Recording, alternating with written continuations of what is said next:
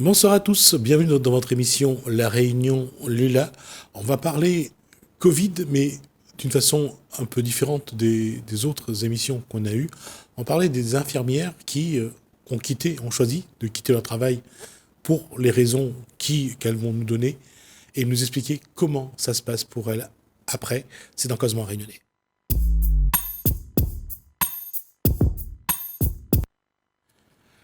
Bonsoir. Annie Germain. Je me suis trompé? Annie, Annie, oui, c'est ce que j'ai dit. Annie. Annie Germain, Annie Germain, c'est ça. bonsoir. Bonsoir. Et Caroline Soulier. Oui. Bonsoir, vous êtes infirmière? Non. Vous n'êtes plus infirmière? Non, moi je suis retraitée, je suis secrétaire de l'association. D'accord. Vous êtes infirmière. Oui, je suis infirmière. Vous l'étiez. Vous l'étiez. Je suis toujours dans mon cœur. D'accord. Qu'est-ce qui vous a amené à dire que vous ne pouviez plus travailler comme infirmière? Ça a été toutes les décisions gouvernementales mises en place dues à la situation sanitaire. J'ai continué de travailler jusqu'à fin août 2021 et j'ai arrêté parce que pour moi c'était ma limite. L'obligation vaccinale des soignants était ma limite dans toutes les dispositions depuis le début du Covid. D'accord. Annie Germain, c'est quoi l'association LACASE? L'association LACA, c'est une association d'entraide. Je peux vous expliquer comment Oui, j'ai oui. connu cette Il y association. a pas de Moi, j'ai problème. rencontré Jacqueline Neveu, la vice-présidente, dans un week-end, qui m'a expliqué l'objet de la case.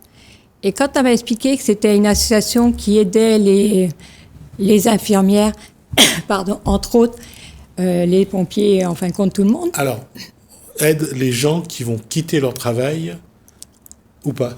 Ou c'est tout, aussi bien ceux qui travaillent que ceux qui ne travaillent pas? Les deux, c'est-à-dire D'accord. ceux qui vivent mal les contraintes sanitaires avec l'obligation vaccinale. Il y a des gens qui ont démissionné, il y a des gens qui continuent à travailler parce qu'ils n'ont pas trop le choix, mais qui le vivent très mal. Ça veut dire qu'il y a une souffrance. C'est ça. Et quel a été quel est l'objet de la case, l'association La Case? Ben, l'objet, c'est justement d'écouter ces personnes et de les aider en les dirigeant vers des thérapeutes ou vers des gens qui peuvent les aider d'une façon ou d'une autre. Comment ça s'est passé pour Caroline Soulier? Comment ça s'est passé pour vous? Pour intégrer la case, Non, pour déjà être écouté. Est-ce que vous avez appelé l'association? Est-ce que vous avez dit votre souffrance? cette souffrance, elle est difficile à exprimer aussi. Donc, elle prend du temps à exprimer. Et j'ai arrêté de travailler fin août 2021 et j'ai rencontré en fait via un monsieur que j'ai rencontré dans les manifestations que j'ai faites sur Saint-Pierre et Saint-Denis, qui m'a fait rencontrer justement le président de l'association, Philippe Costi. Et donc du coup, j'ai été emballée en fait directement par ce projet. Parce que pour moi, arrêter de travailler, ça signifiait arrêter d'aider les autres. Même si je le fais dans mon quotidien, pour moi, c'était une valeur que je voulais continuer. Et du coup, le projet de la case m'a parlé directement. La prise de décision a été difficile. Quelle est votre situation familiale? Je suis célibataire, sans enfant. Donc ça a été effectivement peut-être moins difficile que toutes les personnes qui ont une famille ou un crédit. Mais j'ai quand même un logement, je dois quand même me nourrir, j'ai des animaux. Ça a été difficile effectivement, parce que moi c'est déjà une reconversion. Donc ça fait 6 ans que je me suis décidée à commencer le métier d'infirmière. Donc ça a été c'est un petit peu comme si on m'avait coupé l'herbe sous le pied. Voilà. D'accord. Ouais. Annie Germain, comment ça se passe lorsque une personne décroche son téléphone et vous appelle ou vient à votre... Non, moi on m'appelle pas, je suis pas dans la cellule d'écoute. Ah d'accord. Moi je m'occupe Non. du secrétariat. D'accord, mais généralement comment ça se passe? Si quelqu'un veut appeler, veut avoir une aide, une écoute ou un suivi? Ben, ça, c'est plus le domaine de Caroline, puisqu'elle est responsable de l'écoute. Ah, d'accord. Donc, c'est elle qui peut vous répondre. Alors, comment ça se passe? Puisque finalement, vous l'avez sans doute fait avant, et maintenant, vous accompagnez les autres. Tout à fait. Alors, comment ça se passe? Eh bien, les personnes qui souhaitent appeler, qui ont une motivation à nous appeler, on a un numéro qui se trouve sur notre site internet, qu'on vous donnera un petit peu plus tard. On a une équipe d'écoutants. On est à peu près 12 à 15 écoutants. Donc on se relaie, on a un planning et ces personnes-là vont tomber vont avoir au téléphone une personne qui est vraiment dans la bienveillance et dans l'écoute. Voilà, on va prendre le temps d'écouter la personne qui nous appelle pour essayer, parce qu'elle a besoin de parler. Si elle nous appelle, c'est qu'elle a besoin d'exprimer ses sentiments, ses émotions, son ressenti par rapport à sa situation. C'est votre cas? Oui, tout à fait. Qu'est-ce que vous avez vraiment besoin à ce moment-là, lorsque vous aviez quelqu'un à l'autre bout du fil qui vous écoutait? Qu'est-ce que vous avez surtout envie de dire? Tout ce que je peux pas dire, par exemple, à mon entourage, par exemple. D'accord. Parce qu'ils entendent mon mal-être, entre guillemets, par rapport à l'arrêt de mon travail, mais c'est peut-être difficile pour eux de vraiment comprendre. Donc là, ce qu'on essaie de leur apporter, et ce que j'ai ressenti aussi, c'est un soutien, une écoute. On coupe pas la parole, on respecte les silences et c'est important. Et ensuite, on essaie de voir, de déterminer, d'essayer d'analyser pourquoi la personne appelle et de ce dont elle a besoin. Voilà. Ils ont tout de suite compris ce que vous aviez besoin quand vous avez appelé?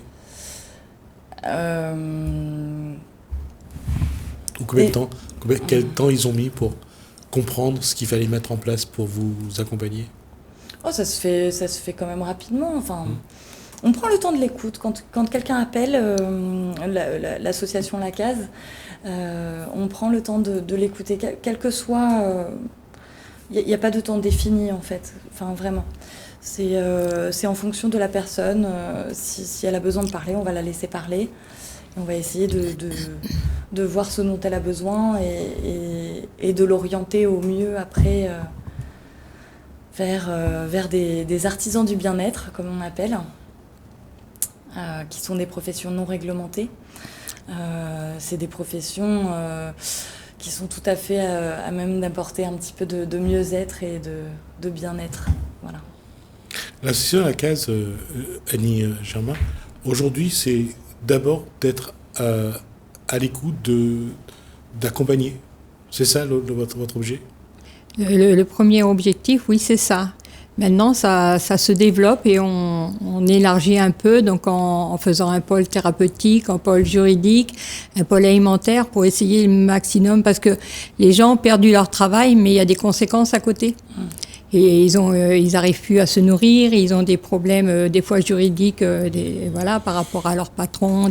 Donc on essaye d'élargir et d'aider sur plusieurs sujets. Il n'y a plus que l'écoute, il y a d'autres choses en plus. Ça s'agrandit, on va dire. La situation va évoluer. J'allais dire, les règles sanitaires vont peu à peu être levées. Est-ce que l'association essaye de voir comment certaines personnes peuvent retrouver leur travail? De quoi? Les règles sanitaires vont s'estomper peu à peu, vont être levées. Est-ce que l'association peut se dire, on va essayer de voir si on peut, que les personnes qui ont démissionné peuvent retrouver leur travail? Est-ce que c'est votre rôle à vous? Non, je pense pas. Peut-être par le conseil juridique. Peut-être, oui, les aider, mais leur donner des conseils, mais les aider à retrouver le travail, je pense pas que ce soit le rôle de l'association. On peut leur donner des conseils au niveau juridique, oui.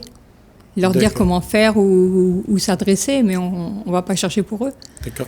Qu'est-ce que, à votre instar, qu'est-ce qu'il faudrait qu'on apporte, qu'on vous apporte pour vraiment vous accompagner, pour que vous vous sentiez aidé, soutenu?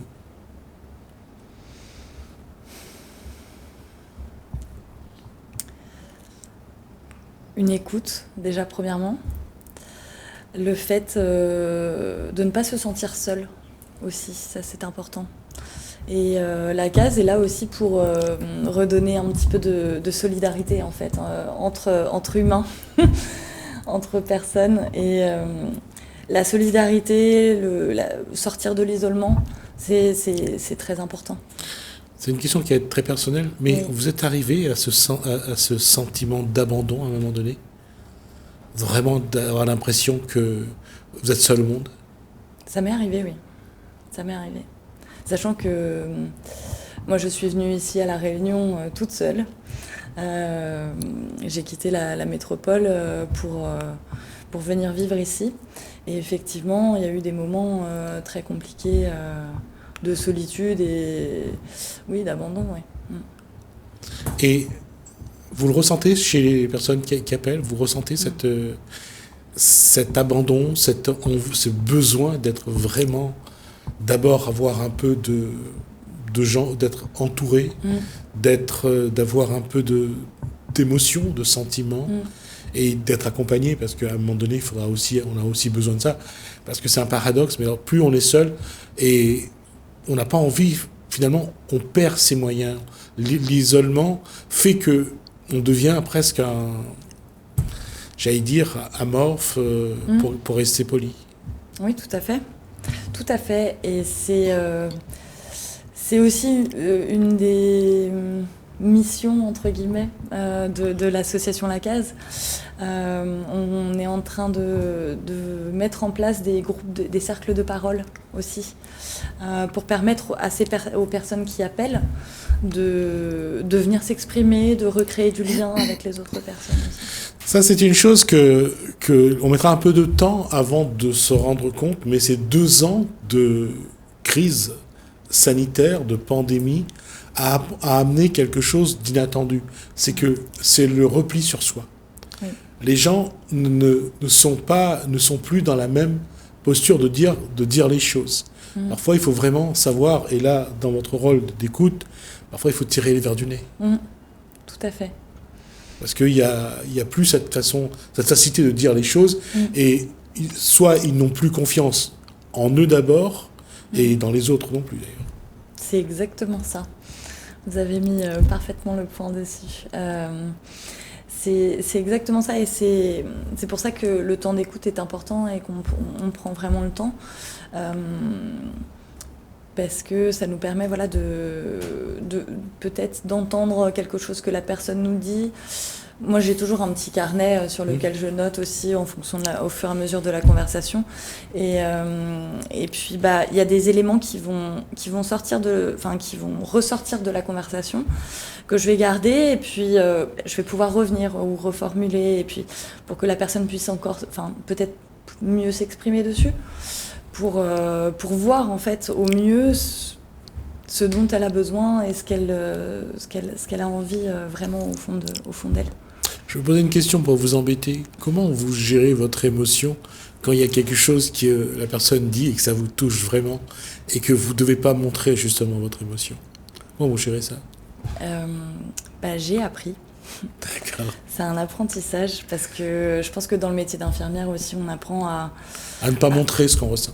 Ouais. Pas cacher, parce qu'on peut ressentir, mais on peut être à côté de la personne et être tout à fait, comprendre sa situation et peut-être avoir un petit peu d'émotion, mais effectivement, on essaie de la garder pour nous.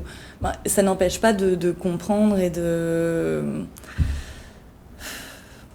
ressentir. De ressentir, effectivement, même si c'est au téléphone, tout à fait.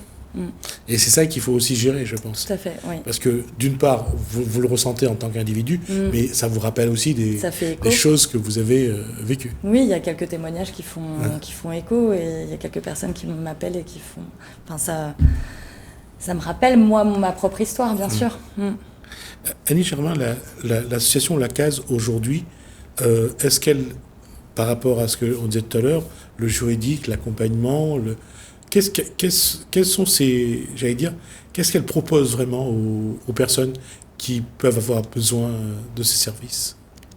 De l'aide, des conseils, Déjà, bon, il y a l'écoute en premier, mais après, des gens peuvent avoir besoin de conseils, je dis, au niveau juridique, après de l'aide au niveau alimentaire ou thérapeutique. Au niveau juridique, par exemple, qu'est-ce qu'il peut y avoir? C'est juste des conseils, je veux dire, voilà, l'association, c'est pas des avocats, c'est pas des juristes. Il y a par contre des juristes quand même dans l'association, mais c'est pas leur rôle c'est pas leur travail. Leur rôle, c'est juste donner des conseils.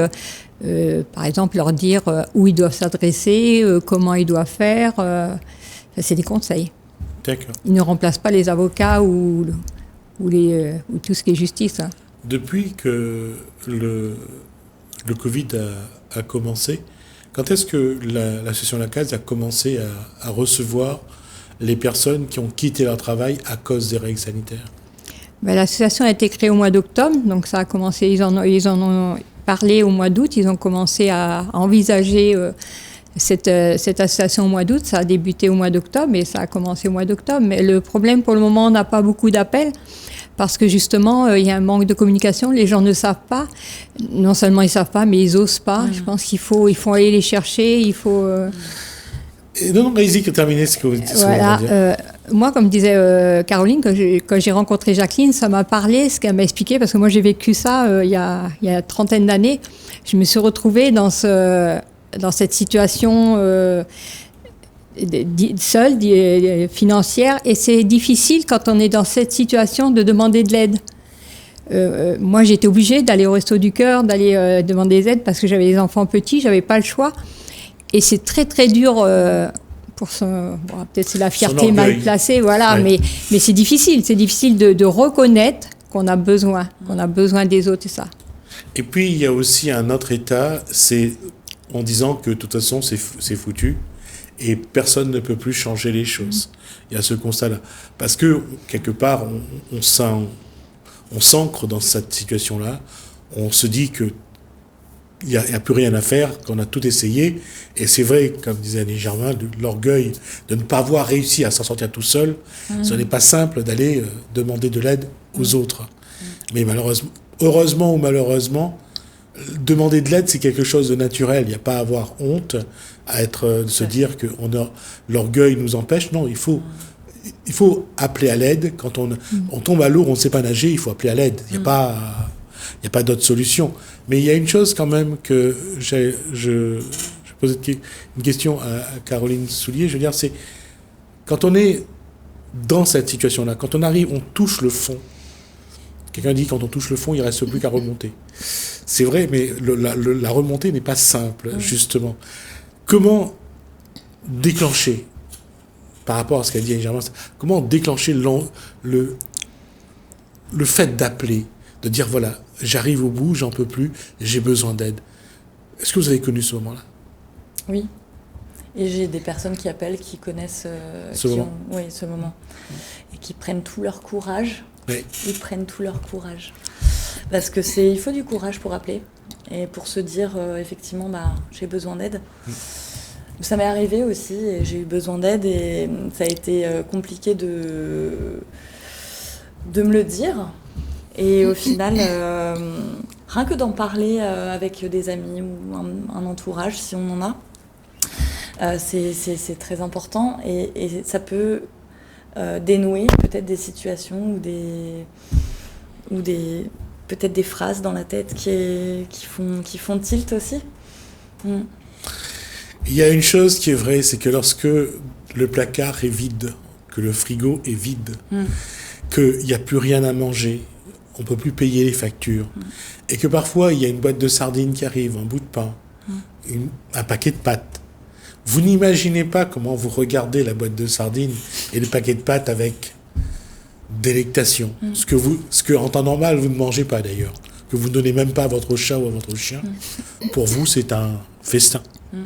Donc, la question est posée, c'est à quel moment on se dit d'accord? On est orgueilleux, on n'a pas envie de le faire, on n'aime pas faire ce qui ressemble à la mendicité. Mais est-ce qu'il y a une autre solution? L'association La Case vous propose aujourd'hui, à ceux qui en ont besoin, donc, une écoute, un accompagnement. Est-ce que vous pourrez donner vos coordonnées?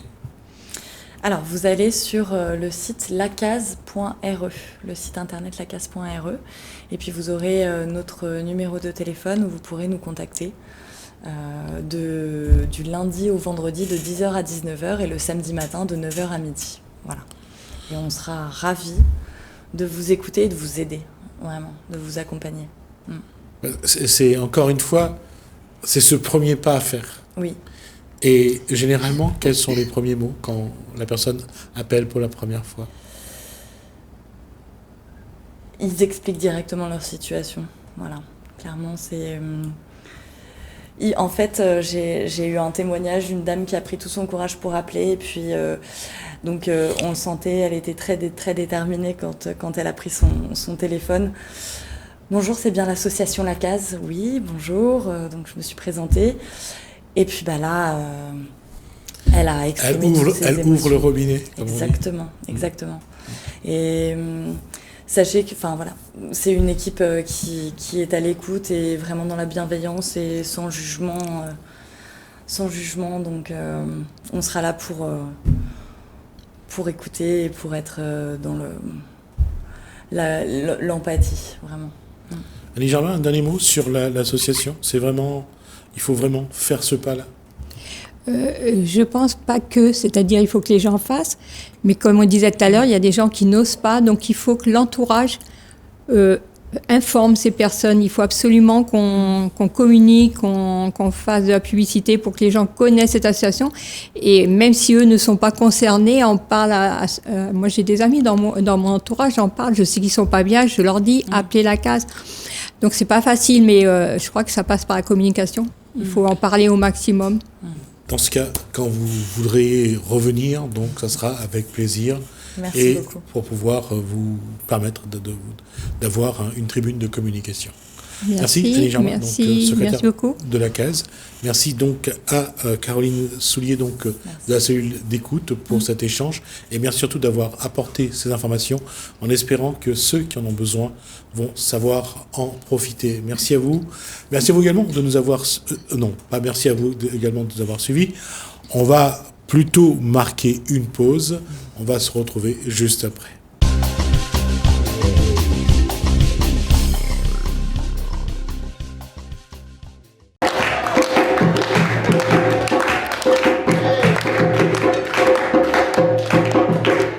Alors aujourd'hui, c'est la journée internationale des personnes porteuses de handicap. Donc, nous avons mis en place une journée handi-fête au Parc du Colosse.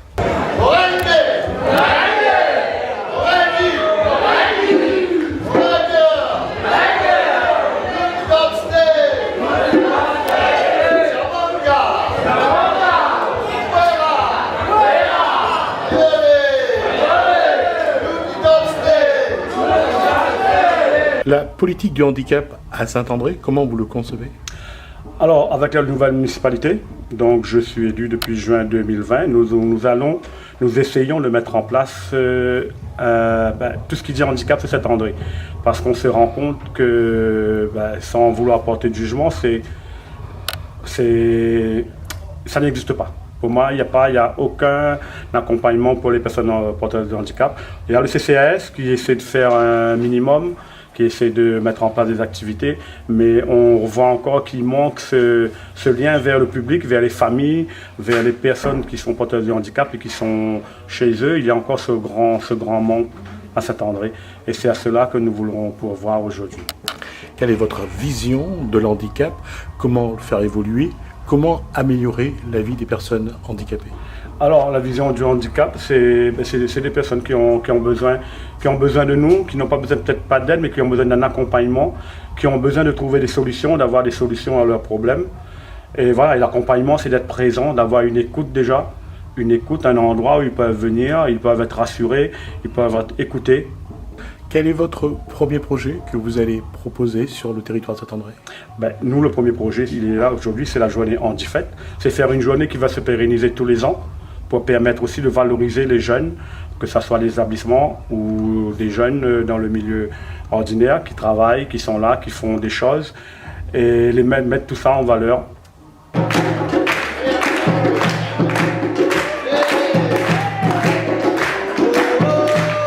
D'abord, le travail à destination du public porteur de handicap, c'est quelque chose qui est, je pense, au quotidien. C'est justement un travail qui doit se faire au quotidien. Avec les services du CCAS, ça passe notamment par le service aide légale sur l'accompagnement des personnes en situation de handicap, plus les familles, sur le montage des dossiers MDPH et autres, et autrement également avec les centres sociaux sur l'inclusion. Quelles sont les actions que le CCAS mène à destination du public porteur de handicap? Comme on le disait, donc favoriser l'inclusion à travers les activités qu'on met en œuvre pour les familles de manière globale. Donc essayer d'insérer les personnes en situation de handicap, et notamment avec le partenariat avec la LEFPA. Et ensuite de favoriser leur accueil, le développement de leurs droits au sein des différents services du CCAS. Si des éléments du public de Saint-André souhaitent vous porter leurs problèmes au CCAS, comment ils doivent faire? Alors directement au siège du CCAS, domaine de la Vanille, sur les jours de semaine, donc de 8h à 4h. En ce moment, par rapport à la crise sanitaire, sur rendez-vous, et au service aide légale, et également au service pôle solidarité et handicap. Quel va être l'événement 2022 pour le CCAS à destination du public porteur de handicap? C'est continuer notre politique d'inclusion à travers les différentes actions familles, et puis c'est maintenir cette manifestation. On a fait une première édition qui était, on va dire, un coup d'essai aujourd'hui au Parc du Colosse. 2022, on souhaite que cette manifestation prenne beaucoup plus d'ampleur et qu'on arrive à l'étoffer en associant beaucoup plus ce public.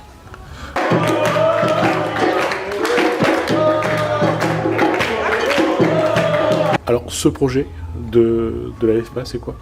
Alors ça a été déjà de mettre en place des journées sur le handicap, parce qu'il n'existait pas sur la ville de Saint-André. C'était aussi de valoriser ce qui est mis en place sur la LEFPA. Donc on a travaillé pendant des mois auprès de la mairie, du CCAS, pour mettre en place cette journée handifête. Quel sera le principal projet pour 2022?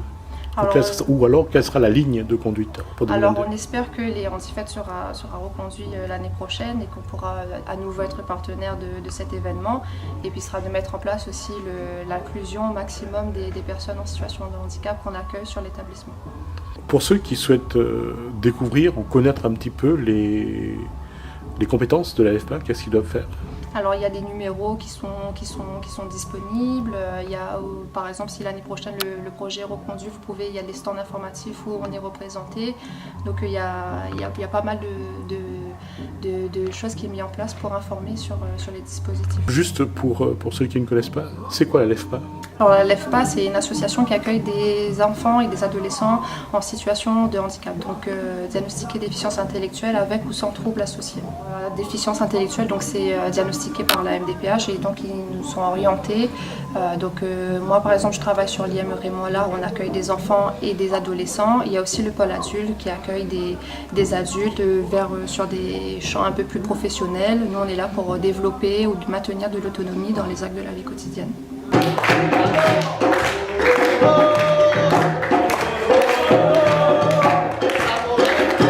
À l'IME Raymond Allard, nous accompagnons des jeunes de 14 à 20 ans et moi je travaille sur un dispositif qui concerne les jeunes accueillis sur l'amendement Creton, donc en fait qui ont plus de 20 ans et qui travaillent l'inclusion en milieu ordinaire.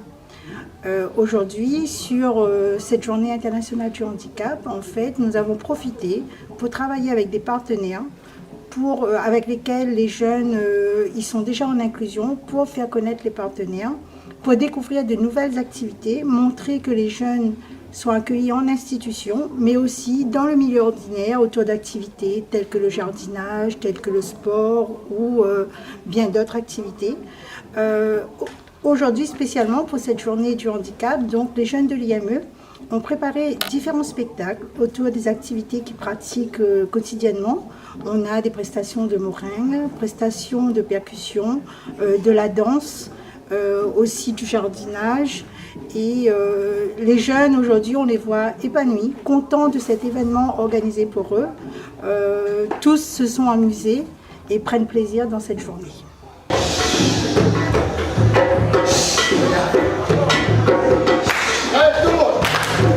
En matière de public porteur de handicap, quels sont les dispositifs mis en place par Corbeil d'Or? Alors, donc, on est un service d'aide à domicile, d'accompagnement à domicile. On intervient auprès d'un public fragile et d'un public en situation de handicap. Donc, on fait de l'accompagnement. On est, on va dire, pour 2022, on est la seule structure depuis 5 ans, structure certifiée Capandéo. C'est-à-dire que ce label permet de travailler avec les structures. Donc on a des exigences d'un cahier des charges qu'on a mis dans la structure pour avoir cette certification-là. Et donc pour 2022, de travailler plus sur le handicap avec la MDPH, avec les personnes du conseil départemental, parce que c'est complètement notre principal donneur d'ordre. Donc pour 2022, axé sur tout ce qui dit le handicap. Aujourd'hui, comment ça se passe à vos auxiliaires de vie, vos aides à domicile? Comment ils travaillent justement avec ce public porteur de handicap? Alors depuis 2012, nous on a privilégié la formation de nos intervenants à domicile. Donc depuis 2012, on va dire tous nos salariés sont formés, accompagnement pour la conduite des véhicules à mobilité réduite, pour l'accompagnement des personnes en situation de handicap. Donc on approuve notre cahier des charges au niveau du secteur de service à la personne, nous impose aussi la formation de tout notre personnel. Donc ça veut dire que depuis 2012, on a fait un grand programme de formation. Donc tous nos aides à domicile sont soit diplômantes, soit certifiantes par un organisme de formation agréé. Aujourd'hui, selon le cahier des charges national ou le cahier des charges départemental, quelles sont aujourd'hui les exigences sur lesquelles vous ne pouvez pas, tergiverser? Il n'y a pas de cahier des charges et aujourd'hui, on rentre plus dans tout ce qui dit la professionnalisation, toutes les exigences, c'est-à-dire que pour l'accompagnement de nos personnes en situation de handicap ou personnes âgées, et donc de là, le cahier des charges nous donne des exigences à être aux normes et aussi être vigilant, puisque on va dire qu'il y a de l'abus de faiblesse, l'isolement, donc sortir de ces personnes-là de l'isolement et de l'accompagner au jour le jour, de chaque jour, chaque jour que Dieu fait. Qu'est-ce que cela exige? On a parlé de la formation, des aides à domicile. Les personnes porteuses de handicap, généralement, qu'est-ce qu'ils attendent de vous? Ils attendent, on va dire, de sortir de l'isolement, puisqu'on va dire, moi-même, mes parents, j'ai mon frère qui est handicapé, qui est tétraplégique. Donc de là, je vois que, c'est-à-dire qu'ils sont isolés. Heureusement, on va dire qu'on a nos parents, on a nos frères et sœurs qui viennent tous les week-ends, on va dire, autour d'une table, discuter. C'est la présence humaine pour pouvoir sortir de leur quotidien, qui sont isolés chez eux.